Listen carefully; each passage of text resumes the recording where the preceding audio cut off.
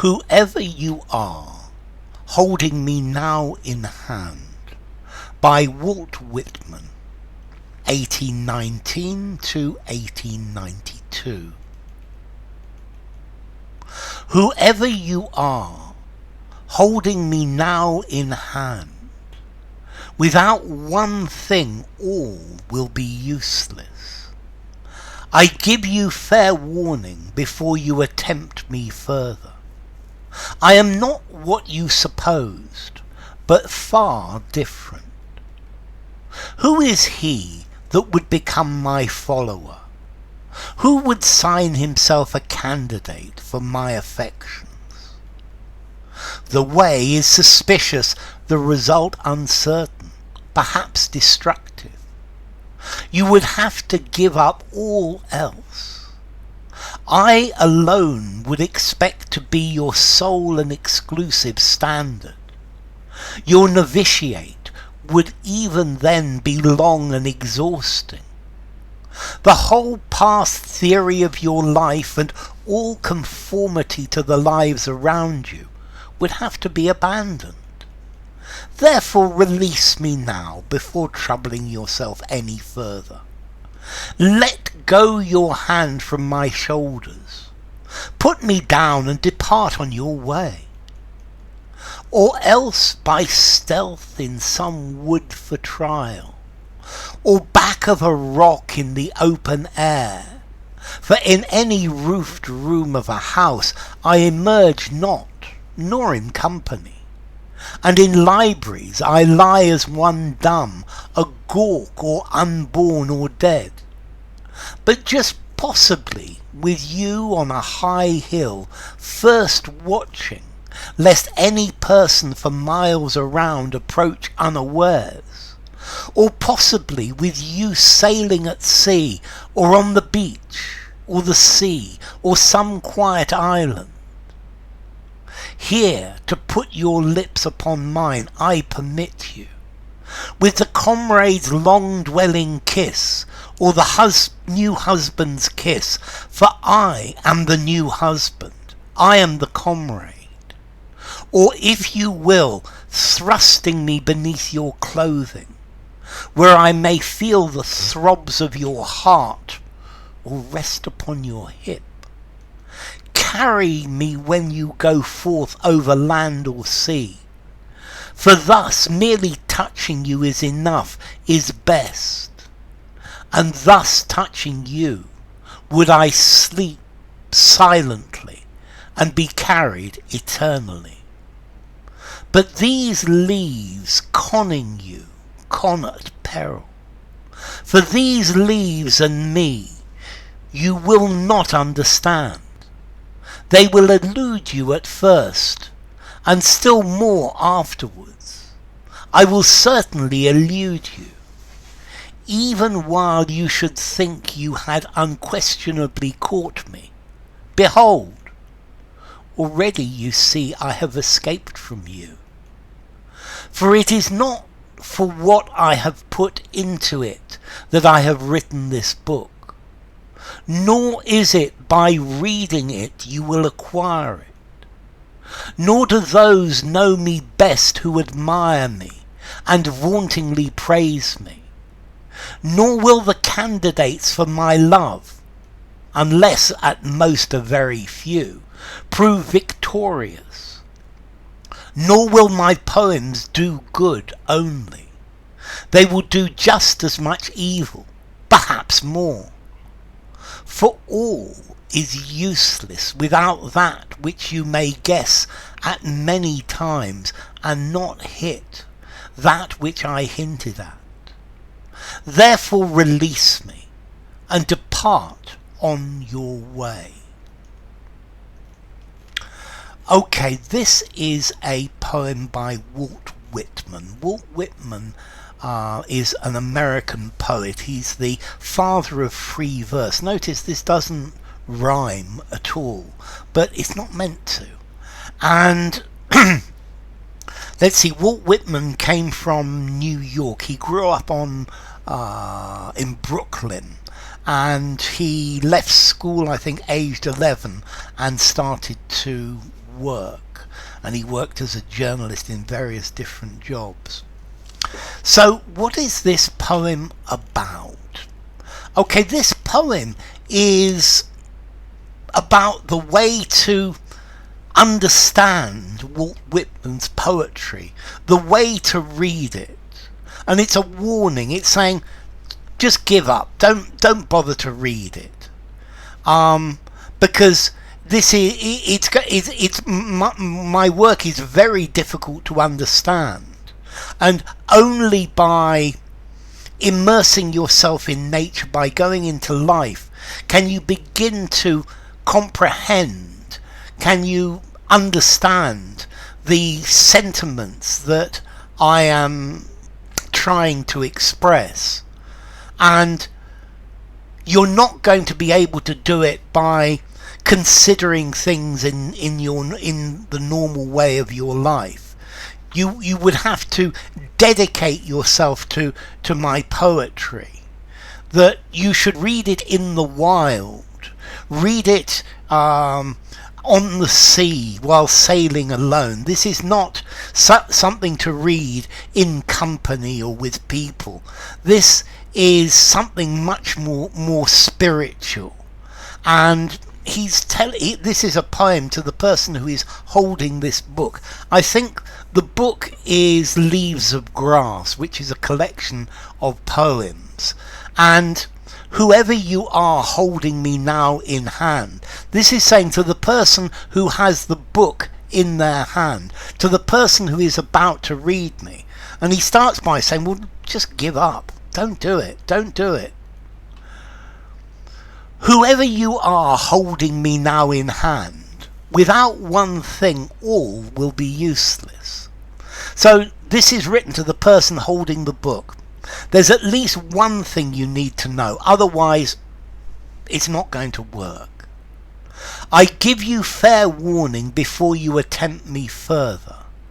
I am not what you supposed, but far different. So this book of poems, if you suppose what I am, if you imagine what I'm going to be, then you're not going to be able to understand me. This is very different to anything you might suppose or have read before. Who is he that would become my follower? Who would sign himself a candidate for my affections? So this first one is, who is he who would become my follower? This sounds almost religious. Who is going to be my religious follower? Who is going to follow me as a disciple? And then the second one, who would be a candidate for my affections, for my love? Who would as in who would be my lover? Who would want to love me for my poetry? And these are just rhetorical questions. The way is suspicious, the result uncertain, perhaps destructive. So this is a warning. The way to understand this poetry is suspicious. It's full of suspicion. Yeah, it's not certain. The result is uncertain. And even it could be destructive to you. It could destroy what you are. You would have to give up all else. I would expect to be your sole and exclusive standard. So you would have to give up everything else if you want to really understand my poetry. I would have to be the only yardstick to measure things by. You can't use other measures, other concepts to measure me, to understand me. You've got to understand me as I am, understand me on my own. Your novitiate would even then be long and exhausting.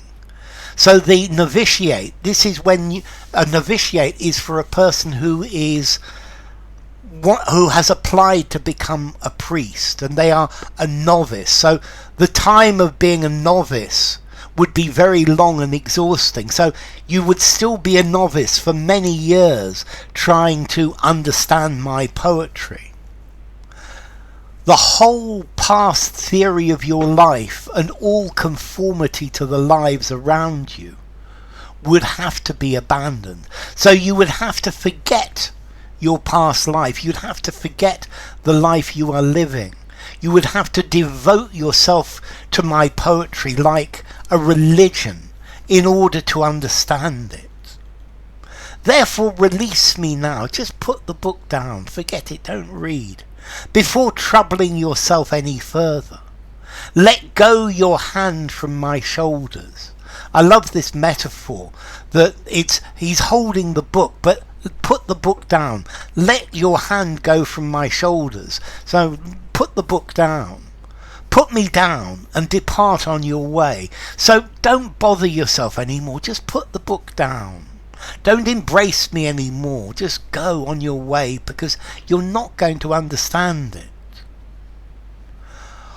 Or else by stealth in some wood for trial, or back of a rock in the open air.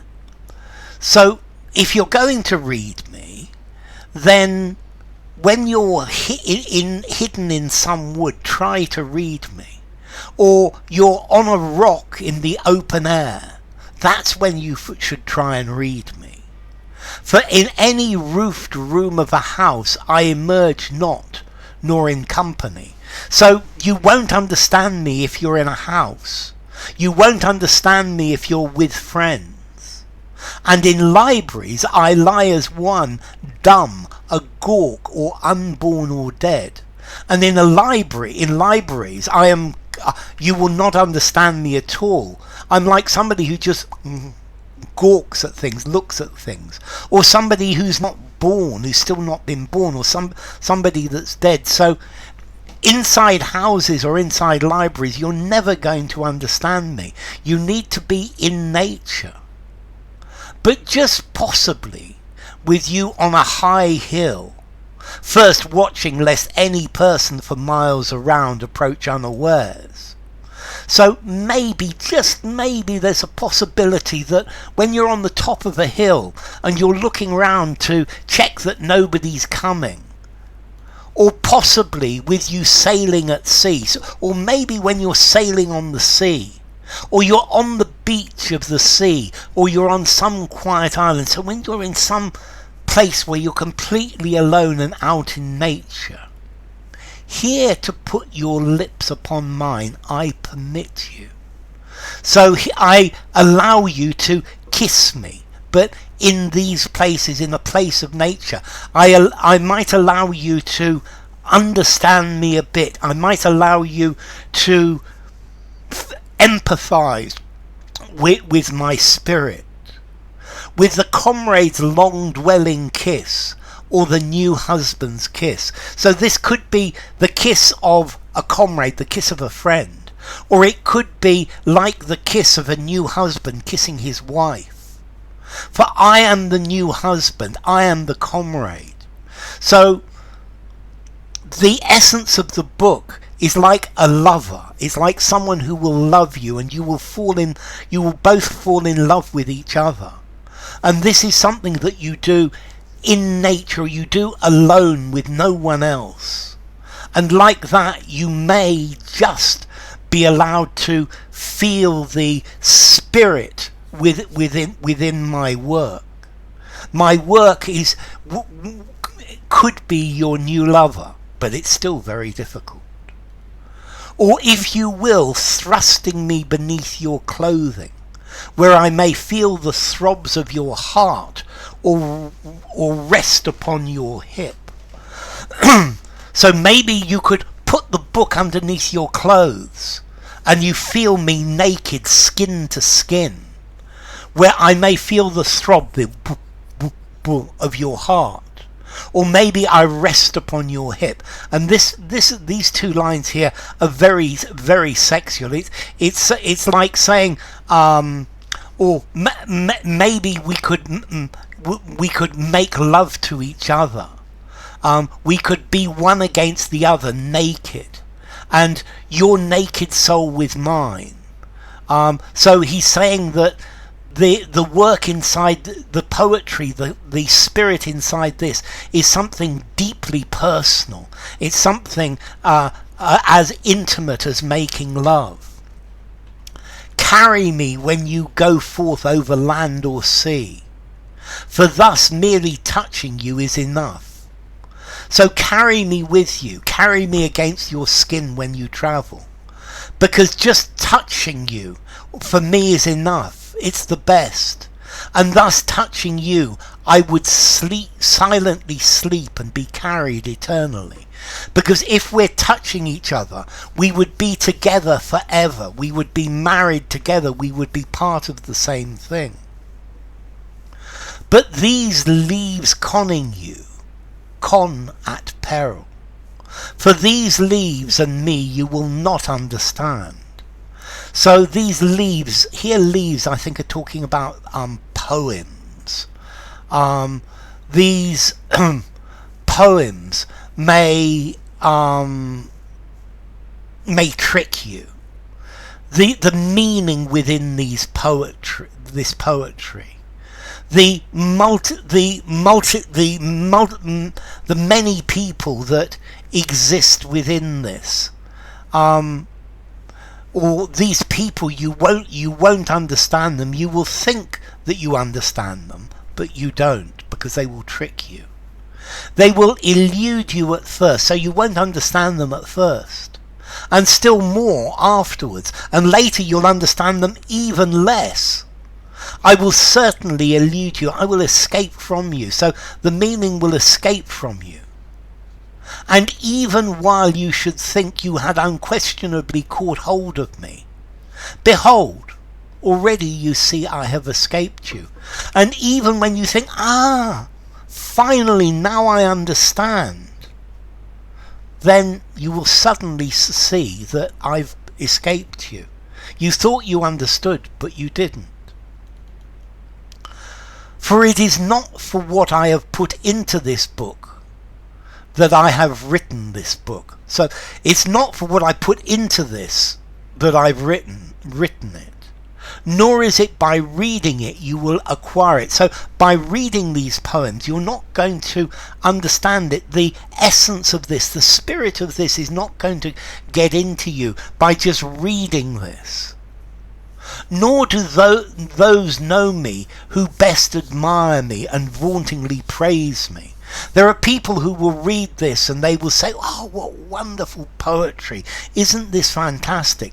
But these people don't understand me. They don't understand the spirit, the feeling of these. Nor will the candidates for my love, at least most are very few, prove victorious. So, and most of the people who want to understand, who want to feel the essence of life within my poetry, most people will not understand it. Even if you try, most of the candidates will fail. Very few will be victorious. Nor will my poems do any good. Nor will my poems do good only.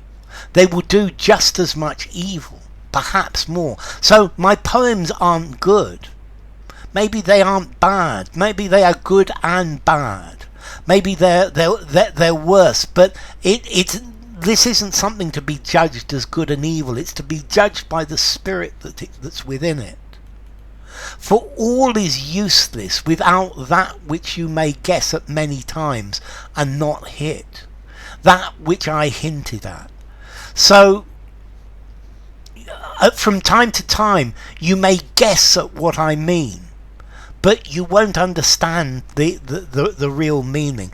Even the things that I've hinted at, you may think you do, but you don't. Therefore release me and depart on your way. So just put down the book. Don't read it. Yeah, just go on your way and find something else. So, enough. If you enjoyed the video, give it a rating, subscribe to my channel, and I will see you soon. Bye for now. Whoever you are holding me now in hand. by Walt Whitman.